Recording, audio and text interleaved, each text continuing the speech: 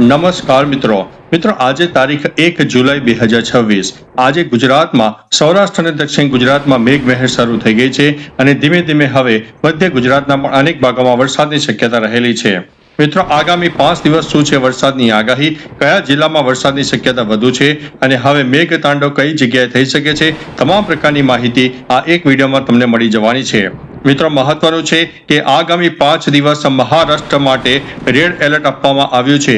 મહારાષ્ટ્રના અનેક વિસ્તારમાં 5 ઇંચથી લઈને 10 ઇંચની વચ્ચે વરસાદ થઈ શકે છે, એટલે ભયંકર જળબંબાકારની પરિસ્થિતિ સર્જાય, જનજીવન અસ્તવ્યસ્ત થઈ જાય તેવું એક વાતાવરણ અમને દેખાઈ રહ્યું છે। હવે મિત્રો મહત્વની વાત કરતા હતા ગુજરાતમાં વરસાદની આગાહી। આગામી 7 દિવસ દરમિયાન ગુજરાતમાં ચોમાસું મજબૂત બની રહ્યું છે। રાજ્યમાં સાયક્લોનિક સિસ્ટમ અને ટ્રફ રેખા જેવી સિસ્ટમ સક્રિય થવાને કારણે તમામ વિસ્તારોમાં સાર્વત્રિક વરસાદનો માહોલ જોવા મળશે।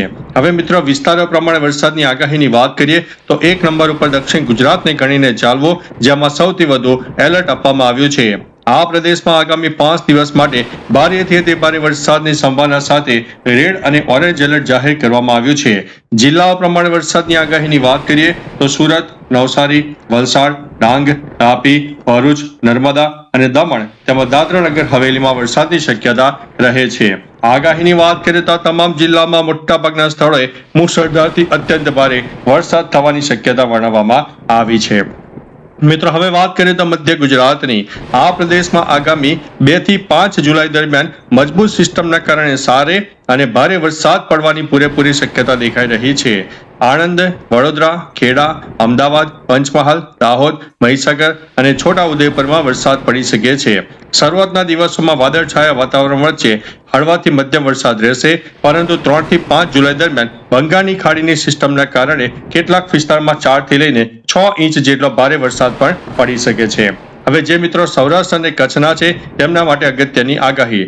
લાંબા વિલંબ બાદ હવે સૌરાષ્ટ્ર અને કચ્છના ભાગોમાં પણ વરસાદી ગતિવિધિઓ તેજ થઈ ગઈ છે।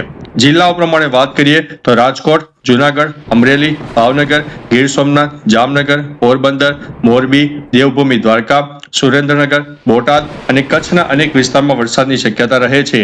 આજે સૌરાષ્ટ્રના અનેક વિસ્તારમાં વરસાદ શરૂ થઈ ગયો છે, વીજળીના કડાકા ભડાકા પણ શરૂ થઈ ગયા છે, એટલે ખેડૂતોને થોડા સાવચેત રહેવા માટે અમારા ચેનલ વતી છે।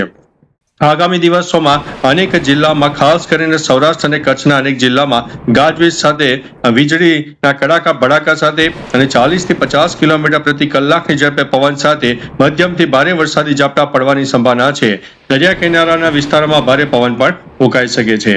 હવે જે મિત્રો ઉત્તર ગુજરાતના છે તેમના માટે આ આગાહી અગત્યની છે। લાંબા સમયથી વરસાદની રાહ જોઈ રહેલા ઉત્તર ગુજરાતના ખેડૂતો માટે પણ હવે સામાન્ય રાહતના સમાચાર આવી રહ્યા છે। જિલ્લાઓ પ્રમાણે વાત કરીએ તો બનાસકાંઠા, સાબરકાંઠા, પાટણ, મહેસાણા, અરવલ્લી અને ગાંધીનગરમાં વરસાદની શક્યતા રહે છે। આ જિલ્લામાં મોટે ભાગે હળવોથી મધ્યમ વરસાદ થઈ શકે છે, જ્યારે સાબરકાંઠા અને અરવલ્લીના સરહદી વિસ્તારમાં છૂટાછવાયા સ્થળોએ ભારે વરસાદ પડી શકે છે। મિત્રો ખેડૂતો માટે ખાસ ચેતવણી છે કે ભારે વરસાદની આગાહીના પગલે તારીખ 1 અને 2 જુલાઈ દરમિયાન ખેડૂતોએ સાવધાન રહેવું, ઉપરાંત માછીમારોને દરિયો ન ખેડવા માટે વહીવટી તંત્ર દ્વારા કડક સૂચના આપવામાં આવી છે।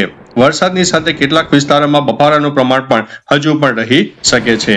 તો મિત્રો તમારા વિસ્તારમાં વરસાદની શરૂઆત થઈ ગઈ હોય તો કમેન્ટમાં વિસ્તારો સાથે જણાવજો, જેથી ગુજરાતના આપણા મિત્રો જાણી શકે કે અત્યારે ગુજરાતમાં ક્યાં પડી રહ્યો છે વરસાદ। તો ચાલો મિત્રો ફરીથી લેટેસ્ટ ઇન્ફોર્મેશન અને વરસાદની નવી આગાહી લઈને મળતા રહીશું। ત્યાં સુધી અમને રજા આપશો। નમસ્તે।